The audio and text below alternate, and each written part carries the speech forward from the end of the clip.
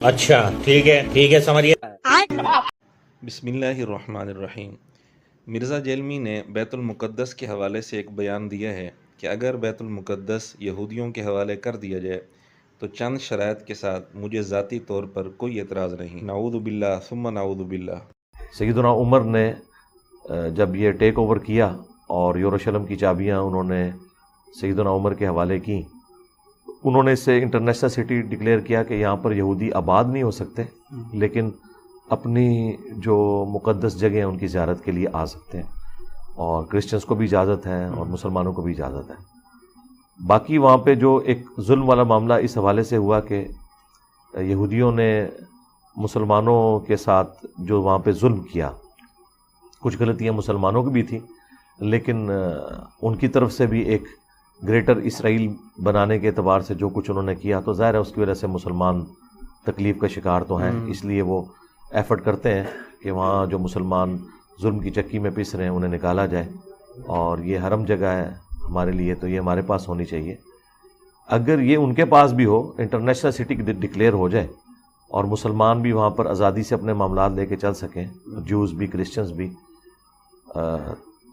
ساتھ ہی ساتھ جو مسلمانوں کے ساتھ وہاں پہ ظلم ہو رہا ہے وہ ختم کیا جائے، انہیں بھی جینے کا حق دیا جائے، تو ہمیں تو کوئی اعتراض نہیں، اس کو مجھے تو پرسنلی کوئی اعتراض نہیں ہے۔ ہمیں بڑی حیرانگی ہوتی ہے، یہ بات سمجھ سے بالا تر ہے کہ ایک مسلمان ہو کر یہ کیسے سوچ سکتا ہے کہ بیت المقدس یہودیوں کے حوالے کر دیا جائے۔ کیا کسی مسلمان کا ضمیر اس بات کی اجازت دیتا ہے، چاہے جتنی مرضی شرائط لگا دی جائیں، لیکن ایک ایمانی غیرت جس کے اندر موجود ہو، وہ کیسے یہ گوارا کر سکتا ہے کہ بیت المقدس یہودیوں کے حوالے کر دیا جائے؟ اور مرزے نے اس طرح کی بات صرف بیت المقدس کے بارے میں نہیں کی، بلکہ حرمین شریفین کے بارے میں بھی مرزا کئی دفعہ یہ بیان دے چکے ہیں کہ اگر حرمین شریفین کو یورپ اور امریکہ کے حوالے کر دیا جائے تو وہ بڑا اچھا انتظام کر دیں گے۔ نعوذ باللہ ثم نعوذ باللہ۔ قرآن کی ان آیات کے تحت کوئی مجاز ہی نہیں، اس لیے میں کہتا ہوں کہ کسی کو حج عمرے پہ جانے سے بھی سعودی حکومت بھی نہیں روک سکتی۔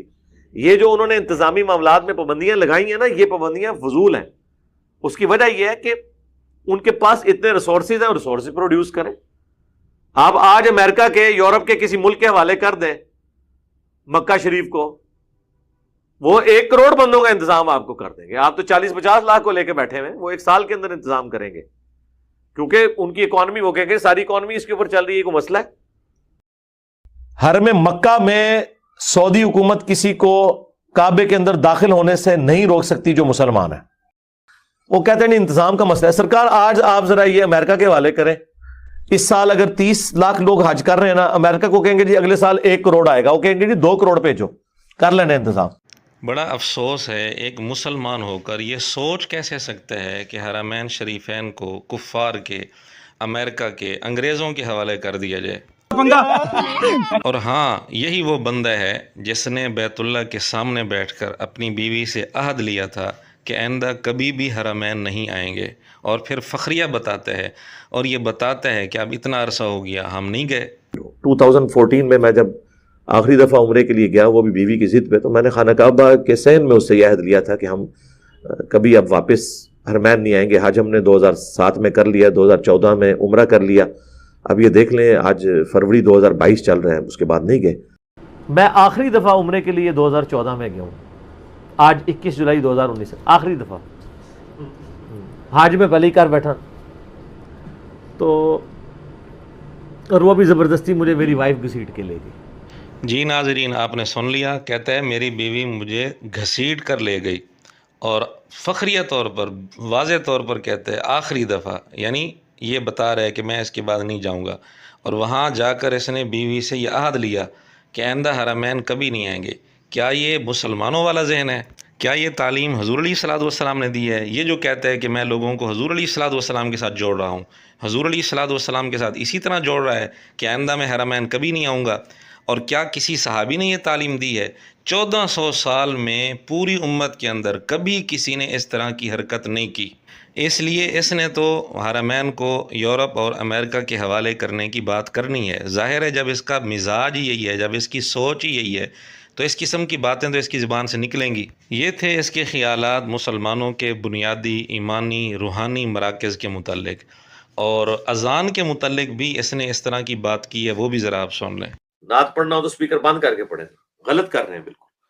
میں تو سپیکر میں بھی اذان کا قائل نہیں ہوں، خام خواہ نمازی 5 کھڑے ہوتے ہیں اور پورا انہوں نے جناب اذان کے ذریعے اتنی دور تک آواز لوگوں کو زبردستی پہنچا رہے ہوتے ہیں، یہ کوئی طریقہ نہیں ہے۔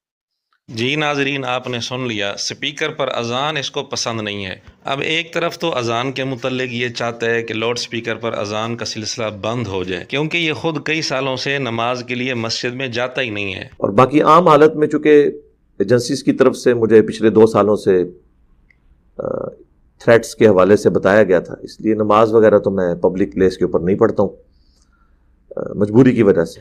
یہ اس کا بیان مارچ 2022 کا ہے، یعنی 3 سال سے زیادہ عرصہ ہو گیا مرزا مسجد میں نماز کے لیے نہیں جاتا۔ اب جب اس نے مسجد میں نماز کے لیے جانا ہی نہیں ہے تو لاؤڈ سپیکر پر اذان ظاہر ہے اس کو کیسے اچھی لگے گی؟ یہ تو چاہے گا میرے گھر تک آواز آئے ہی نہ۔ ہاں البتہ ڈرامہ عمر سیریز کے اندر جو میوزک ہے نا، اس میں اس کو بڑی روحانیت ملتی ہے۔ سرکار عمر سیریز میں سے اگر آپ وہ میوزک نکال دیں اس کی روحانیت ہی ختم ہو جائے گی۔ تو ہم یہی کہہ سکتے ہیں کہ تف ہے مرزا تیرے مسلمان ہونے پر۔ کیا کوئی مسلمان اس طرح کی سوچ رکھ سکتا ہے؟ تو مرزے کے شاگردوں کو بھی غور کرنا چاہیے کہ وہ کس آدمی کے ساتھ جڑے ہوئے ہیں۔ میں نے آپ سے کہا تھا یہ گھر الیگل ہے، میں نہیں، مجھے کیوں توڑا؟